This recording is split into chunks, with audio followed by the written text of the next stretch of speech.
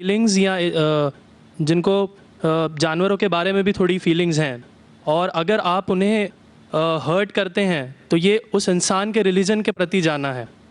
तो मेरा ये मानना है कि भगवान कुछ नहीं है, सिर्फ एक यूनिवर्सल ब्रदरहुड का माध्यम है ताकि एक भगवान को हम पूजें या इबादत करें और इसके थ्रू हम यूनाइट हो जाएं। तो मेरा सवाल ये है कि हम हमेशा भगवान को इस तरह तोलते हैं कि उसे इंसान की तरह फीलिंग्स हैं, वो हमें सज़ा देता है, हमें रिवॉर्ड करता है, पर हमारे अलावा इस यूनिवर्स में, मैं उस वर्ड पे स्ट्रेस करूँगा, यूनिवर्स में जानवर भी हैं जिनका काम इस भगवान के बिना चल रहा है, जिनमें कोई फीलिंग्स नहीं है, ना वो कुरान पढ़ते हैं ना बाइबल पढ़ते हैं। वो भी जीवित हैं, हम भी जीवित हैं। हमें एक गुमान हो गया है कि हम थोड़े स्मार्ट हैं, पर वो भी इस सृष्टि का हिस्सा हैं।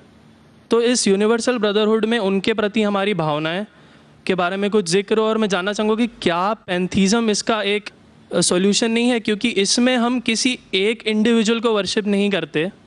जैसा कि जुडाइज़म में कहा गया है कि I am a jealous God, और एक जेलस एक ऐसा इमोशन नहीं है जिसे हम पूज सकें मेरे हिसाब से। पर अगर हम पैंथीज़म को एक सॉल्यूशन माने तो ये एक ऐसी चीज़ है जो हमेशा रही है, पेड़ हमेशा रहे हैं, ये यूनिवर्स हमेशा रहा है, और जबकि धारणाएं, डेफिनेशंस भगवान की हमेशा बदलती रही हैं। तो अगर हम गॉड को कांस्टेंट के रूप में देखना चाहते हैं और इसे एक माध्यम बनाना चाहते हैं आपसी भाईचारे का, आलमी भाईचारे का, तो क्या पैंथीज़म इसका एक सॉल्यूशन नहीं है? भाई साहब ने सवाल पूछा कि यूनिवर्सल ब्रदरहुड हम सिर्फ इंसानों तक महदूद रह गए हैं, क्या जानवर में जान नहीं है? और ये भगवान को हमने खुद बनाया ताकि आलमी भाईचारा रहे, लेकिन क्या पैंथीज़म इसका सल्यूशन नहीं है कि भगवान को हम दूसरे रूप में देखें? भाई साहब का अच्छा सवाल है। सवाल के दो हिस्से हैं। पहला एक हिस्सा है कि यूनिवर्सल ब्रदरहुड सिर्फ महदूद इंसानों तक क्यों, जानवर पेड़ पौधों को क्यों नहीं लिया गया? दूसरा सवाल, क्या पैंथीज़म इसका सल्यूशन नहीं है? पहले सवाल का जवाब कि यूनिवर्सल ब्रदरहुड, आलमी भाईचारा के अंदर हम बाकी जीवित चीज़ों को क्यों नहीं लेते? अगर लेंगे तो जीना ही मुमकिन नहीं है। अगर हम लेंगे बाकी जीवित चीज़ों को, हम आलमी भाईचारे में लेंगे, तो आपको यहाँ खड़े रहना भी मुमकिन नहीं है 5 मिनट तक के। क्यों? मैं बोलूँगा, क्योंकि मैं डॉक्टर हूँ। भाईचारा का एक उसूल है कि दूसरे भाई का कत्ल मत करो, उसूल है क्या नहीं? ठीक है, आप सांस ले रहे, अभी सांस ले रहे ना, आप जब सांस लेते लाखों जर्म्स का कत्ल कर रहे हैं आप कैसे भाई? ये लाखों लोग का कत्ल कर रहे जीने के लिए, ये कैसा भाईचारा है? तो इसीलिए भाईचारे का डेफिनेशन जरा हम बराबर तौर से समझ ले, फिर हम डिस्कस करें। क्योंकि अगर आप कहेंगे हर जीवित चीज मेरे भाई है, तो आप भाईचारे के खिलाफ। कोई भाईचारा में ये नहीं है कि दूसरों का कत्ल करो अपने आप को जिंदा रखने के लिए। कभी भी इस्लाम में ये नहीं कहा गया है कि दूसरों को दबाओ अपने आप को ऊंचा करने के लिए। और मैं अल्लाह के रसूल की एक मिसाल दूंगा आपको। अल्लाह के रसूल फरमाते हैं, आप जब देखते हैं एक खजूर का दरख्त, पाम ट्री, वो एक मोमिन की मिसाल है, मुस्लिम की मिसाल है, तो साहबा सोचते इसका क्या मतलब? क्यों एक खजूर का दरख्त, पाम ट्री को मुस्लिम कह रहे? समझ में नहीं उनको। आज हम जानते हैं, उस टाइम अल्लाह के रसूल ने कहा, कोई भी पेड़ पौधे जब भी बढ़ते ऊपर, वो क्या करते हैं? आजू बाजू पेड़ को हटाते हैं, फिर ही बढ़ते हैं। नीचे जाते हैं, अपने पौधों को, रूट्स को एक्सपैंड करते हैं। इसीलिए आप देखेंगे म्युनिसिपैलिटी क्रैक्स को तोड़ती है, मजबूत करे। क्यों? वो पेड़ बढ़ता है तो क्रैक हो जाता है, फिर से टाइल लगाते हैं। जितना पौधा बढ़ता है, जितना पेड़ बढ़ता है, उतना आजू बाजू नुकसान करता है। एक वाहिद दरख्त है पाम ट्री, जो जितना ऊंचा जाता है दूसरे को नुकसान नहीं पहुंचे, सीधा जाता है। बाकी लोग यहां जाते वहां जाते, इसके घर में घुसते उसके घर में घुसते, ऊपर जाते सीधा, किसी को तकलीफ नहीं देते, नीचे भी जाते सीधा, आजू बाजू घूमते नहीं। अगर आप अपने आप को बड़ा बनने के लिए दूसरों को दबाएंगे, ये मुस्लिम नहीं। तो अगर मैं मानूं आपकी बात को कि हर जीवित इंसान को भाईचारा करूं, तो मुझे जीने का हक ही नहीं, किसी को जीने का हक नहीं है। लेकिन उसका मतलब ये नहीं कि हम दूसरे जीवित लोग को तकलीफ पहुंचाए जानबूझ के। इसीलिए इस्लाम में जब मोहम्मद सल्लल्लाहु अलैहि वसल्लम पैगाम दिए अरब देशों में, अरब ममालिक में, तो लोग ने कहा ये कैसा इंसान है। जब अल्लाह के रसूल ने कहा कि ऊंट के ऊपर ज़्यादा वजन मत डालो, हराम है, घोड़े को ज़्यादा तकलीफ मत दो, तो लोग कहने लगे ये तो अभी इंसानों की हुकूक की बात कर रहा था, अभी जानवरों के हुकूक की बात कर रहा है।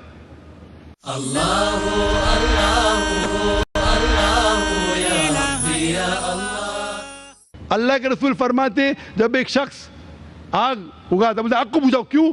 उधर चींटियां मर रहे हैं। उसका मतलब जानबूझ के कोई भी जीवित चीज को मारना हराम है, सिर्फ अनजाने में इजाजत है या जिसकी इजाजत खुदा ने आपको दी है, जिसकी इजाजत दी है खुदा ने। मिसाल के तौर पे मनुस्मृति में चैप्टर नंबर 5 श्लोका नंबर 31 में लिखा है कि खुदा ने कुछ जानवरों को बनाए खाने के लिए और किसको खुराक बनने के लिए, some to be eaten some to eat. अगर वो खाने वाला जानवर दूसरे जानवर को खाता है जिसको खुराक के लिए बनाया है तो कोई गुनाह नहीं है। मनुस्मृति चैप्टर नंबर 5 श्लोक नंबर 30 में अगर आप उस जानवर का कत्ल करते जो खाने के लिए बनाया गया तो आप गुनाह नहीं कर रहे। Manusmriti chapter number 5 shloka number 39 में सैक्रिफिशियल एनिमल, जो एनिमल कुर्बानी के लिए बनाए गए उसकी कुर्बानी देना गुनाह नहीं है। मैं क्यों हिंदू धर्म से कह रहा हूँ, मुस्लिम से भी कह सकता हूँ, बहुत से हवाले। उसका मतलब हमें किसी को तकलीफ नहीं देना चाहिए। लेकिन अगर अनजाने में चलते चलते चींटी मर गई तो आप बाहर चले नहीं सकेंगे, आप सांस लेंगे जर्म, तो अल्लाह ताला ने जर्म को पैदा किया है मरने के लिए आमतौर पे, तो आप गुनहगार नहीं। मालूम कुछ जैन लोग मास्क पहनते तो भी मरते, पानी को उबालते, उबालने से मार रहे, उबालने पानी पी के फायदा क्या? अंदर मारने के बदले बाहर मार रहे, क्या फायदा? ये मुमकिन ही नहीं है।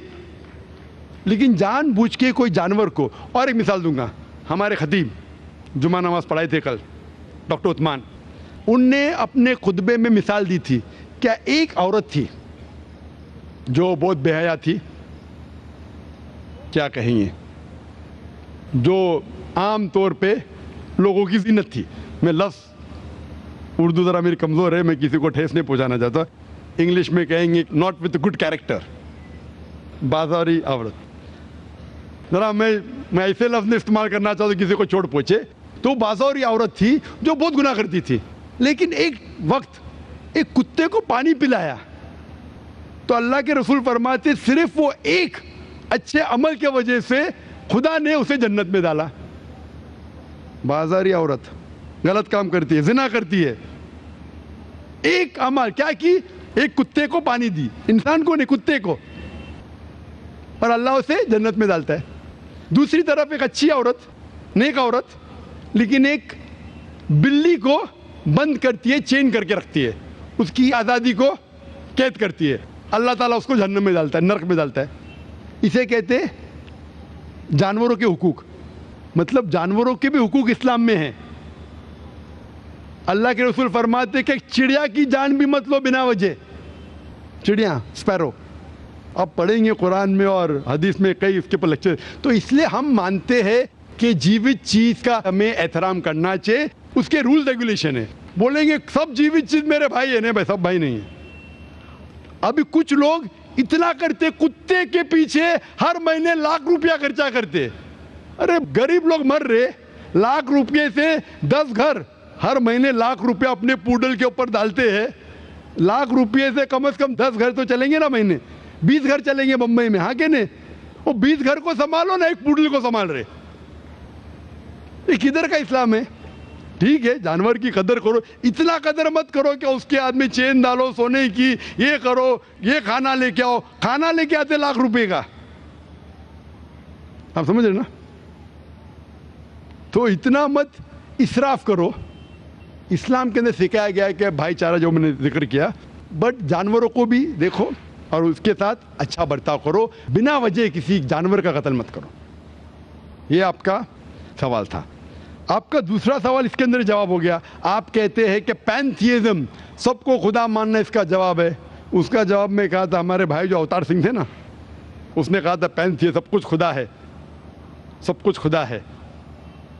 इससे क्या होता है कि सब कुछ खुदा है, मतलब अगर आप सबको खुदा मानते, चोर को भी खुदा मानते, डाकू को भी खुदा मानते, खुदा का मतलब उसका कहना मानना, बराबर कि नहीं, उसकी इज्जत करना, उसकी इबादत करना, वो जो कहता है उसकी बात मानना।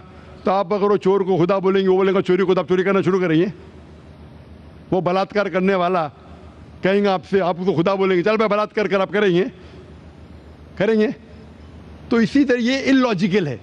खुदा एक है और सिर्फ उसकी इबादत करना चाहिए। और ये जो फिलॉसफी है, ये फिलॉसफी जो आप बोल रहे किधर से आई, इसे कहते हैं एंथ्रोपोमॉर्फिज्म।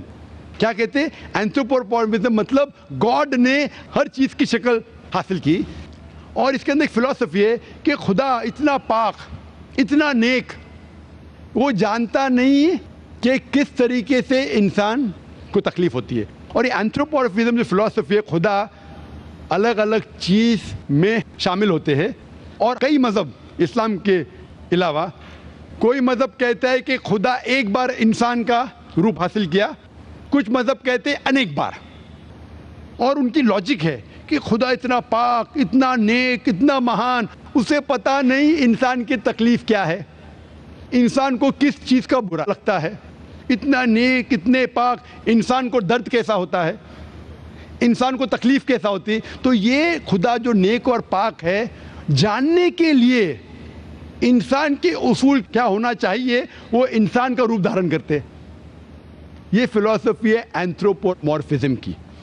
ऊपर से लगता है बहुत लॉजिकल है, खुदा इतना नेक, इतना पाक, इतना दयालु, वो जानता नहीं बेचारे इंसानों की क्या तकलीफ है, क्या मजबूरी है, क्या मुश्किलात है।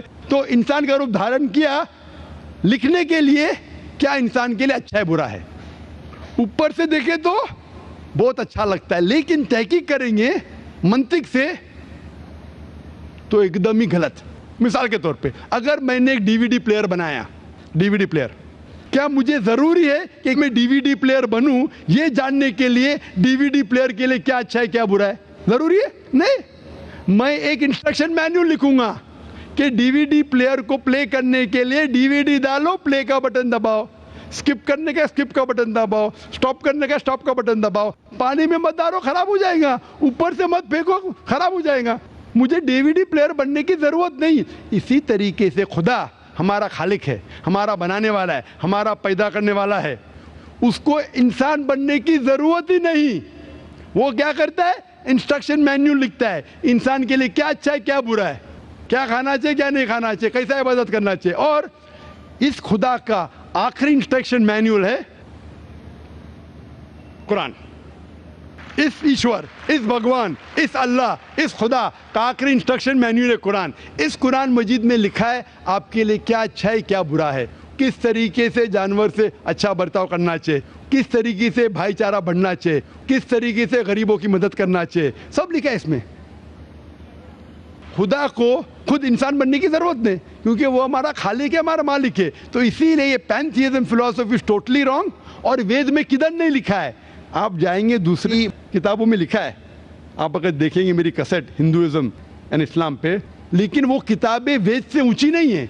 वेद में सिर्फ लिखा है तौहीद के बारे में, एक खुदा के बारे में, एक कम सत्य विप्रा बहुधा वेदांते, खुदा एक है, उसको नाम अलहदा दे सकते आप, लेकिन खुदा एक है, उसकी सिफत आप बयान कर सकते हैं। और वो एक खुदा है न तस्य प्रतिमास्ति, उसका कोई अक्स नहीं है, ना कोई पिक्चर है, ना कोई पेंटिंग है, ना कोई मूर्ति है, ना कोई स्टैच्यू है। Hope that answers the question.